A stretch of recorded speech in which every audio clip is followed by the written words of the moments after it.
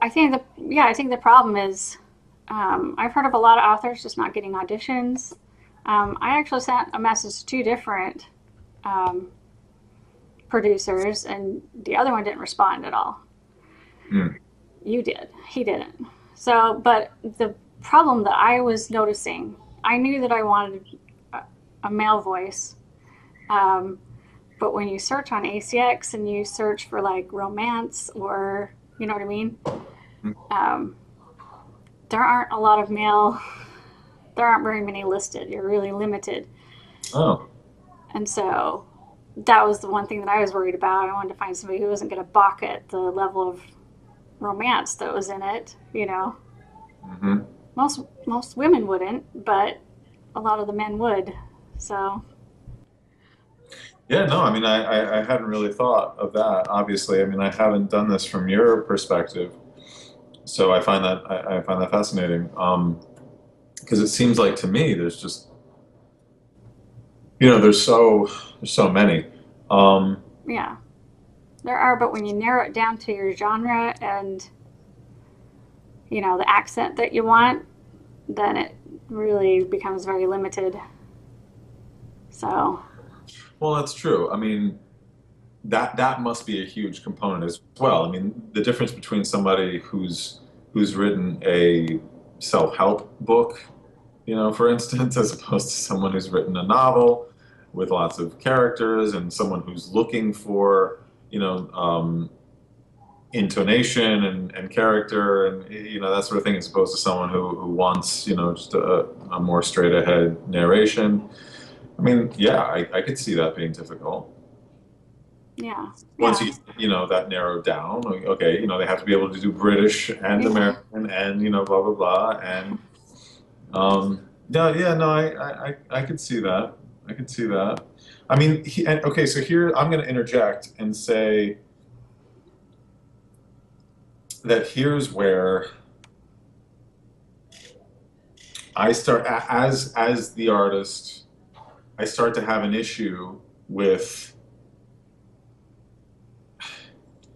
you know, I love what ACX is doing. I know that ultimately it's something, that it benefits them, obviously, but is meant to benefit, people who normally in the past did not have these opportunities. So, I love that.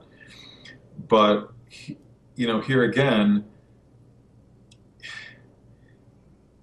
there's so many levels of experience and so many levels of quality, I feel like, um, that aren't accounted for in the model, that they've created. And I think that's another reason why, perhaps, uh, you know, people have issues. And I know that you haven't said this out loud, but it seems like a lot of people not only have difficulty finding one, but then keeping one. I mean, is that an issue? Obviously, also that I yeah, mean, well, I mean, but here's my thing. Like, it seems like the market is so saturated that they can come up with this model, this business model, where you don't have to pay. You don't have to pay anyone for what you want in exchange for 20%. if you did a royalty share, So yeah, 20, and I can tell you how much work goes into this and how much skill. And yeah, again, I don't claim to be, any great, um, genius at this. yeah. Uh, I'm not trying to toot my horn at all. Please don't misunderstand. No, I totally get what you're saying here. But irregardless, even if I'm terrible, even Yeah, if you hate what I do, it yeah, takes a lot of work yeah, and yeah, and a lot of time. Um, and that's not even including the technical side. I mean, ACX, again, I commend them. They have very specific parameters and guidelines for the technical side of things, to sort of um, keep the quality at a level. But that doesn't account for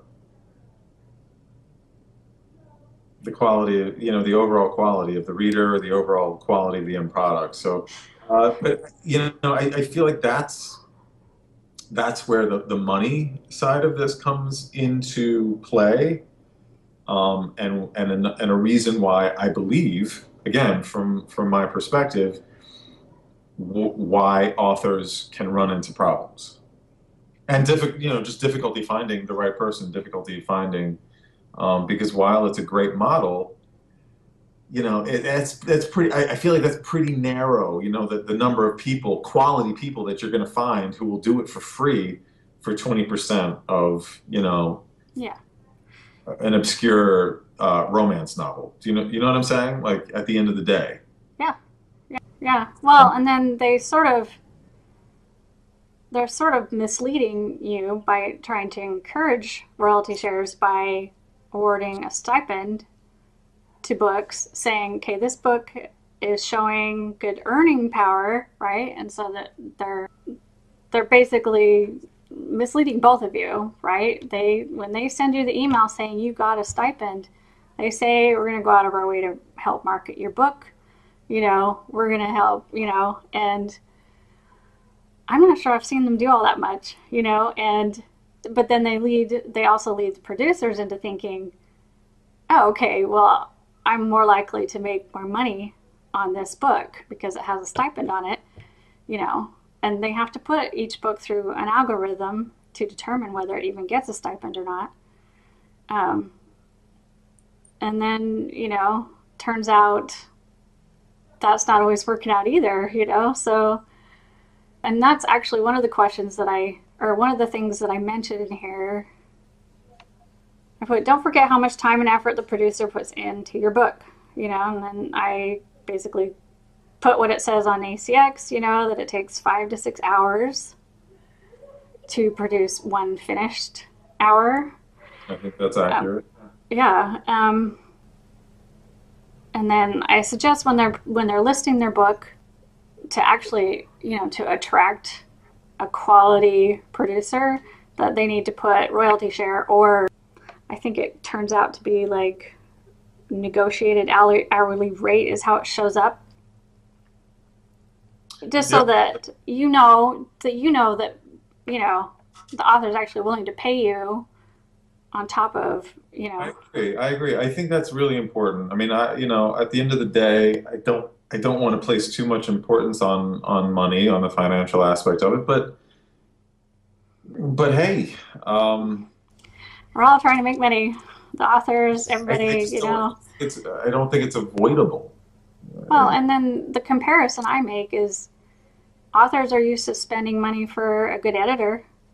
If you want a good editor, and if a lot of times they have to pay money for a good cover, Hmm. you have to pay money for this stuff, and so why would you assume you can have an audiobook without paying anything too? I mean, that just doesn't make any I sense. agree, and that's one of the things that I really respect about you and appreciate about you, is that you see the value, and I feel very much like we're on the same page, with that, and I think I think that makes all the difference, honestly, and I think that, as far as finding finding a producer for your audiobook, is a huge, huge part. I think that's very important, and I think again, I commend you and I thank you, um, but I think that is huge, because honestly, it got to the point where I didn't even look at the offers I was getting from authors that were only interested in royalty share. Yeah. I just didn't even look at them, to be perfectly honest. I would write a note back saying, thank you, um, or what have you, but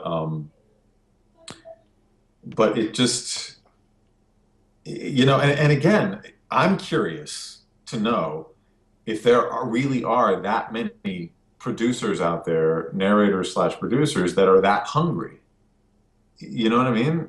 Or if it truly is what you're saying, that authors are having a really difficult time finding people, for this very reason. Yeah, and I think your point of listing it as royalty share and or